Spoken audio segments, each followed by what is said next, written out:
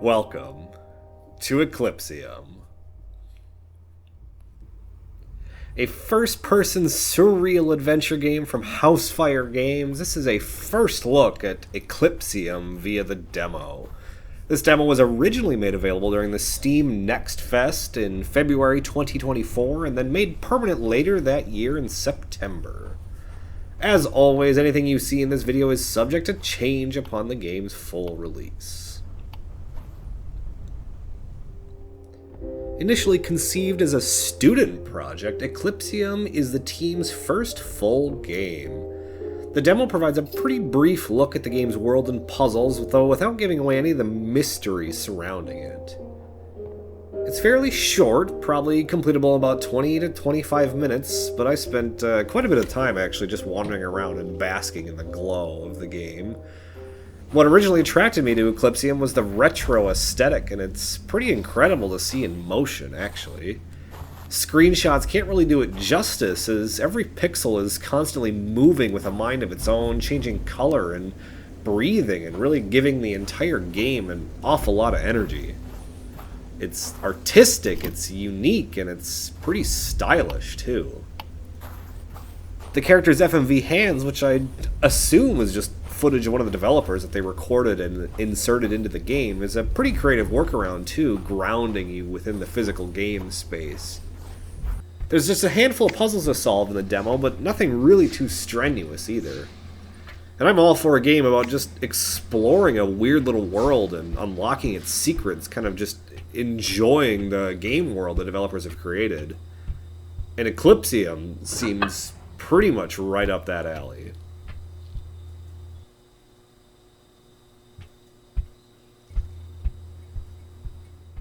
Some of the team has worked on small projects prior to Eclipsium. One such little project was called Rooted in Darkness, a very short, low-poly escape room horror game. Seriously, you can play through it in about 2 minutes, give or take. You can go do that after you watch this, or just pause the video and do it now. It doesn't really matter. It's pretty easy to draw the lineage leading from Rooted in Darkness, which was originally created for a game jam to Eclipsium. It's kind of a prototype, really, of the low-poly FMV hand, the atmosphere, the visuals, the environment. Something that they just ended up banging out in a weekend or so that ended up turning into a full game. There's an awful lot of video games out on Steam these days, and it's kind of hard, really, to sift through them all and find something you like and are going to identify with. Eclipsium is obviously aiming to expand on its own development history in every way.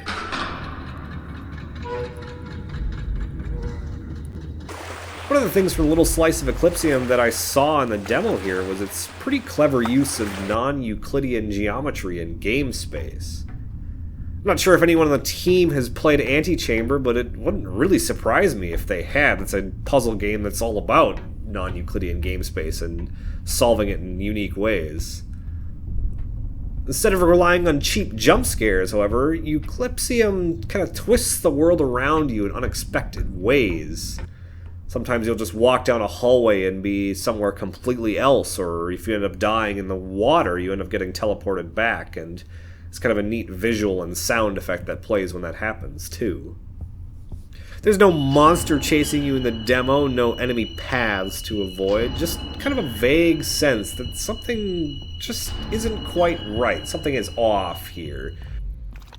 That you're being watched, judged, and held to measure on a cosmic scale by some being you can't even fathom. Maybe you're just wandering the surface of some chthonic deity as it lives and breathes, and you're just an indeterminate speck on its skin. Can't really tell at this stage, but it's interesting to think about. As far as I can tell, this demo is going to be permanently available on both Steam and itch.io, though there's no telling if any further updates are going to come to the demo.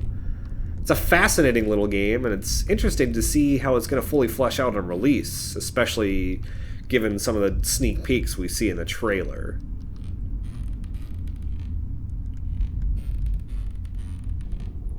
Playing with world geometry and nonlinear spaces instead of, outright just having something that's going to try to kill you constantly Kind of makes for an interesting take on horror and something I'm all for. Thanks for watching. Take care of yourself, and we'll see you next time.